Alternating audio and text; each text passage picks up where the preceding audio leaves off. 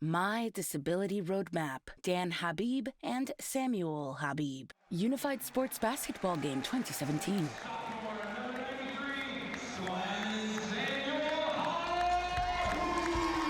My name is Samuel Habib. He takes to the court. I live in Concord, New Hampshire. Samuel passes the ball. I've been in regular school and classes since preschool. Teams line up for post-game high fives. In my senior year of high school, I asked my friend Anita to go to the prom with me. She said yes. And then I had a seizure.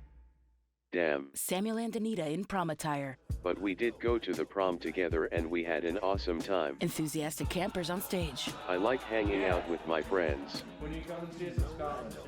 And going on adventures.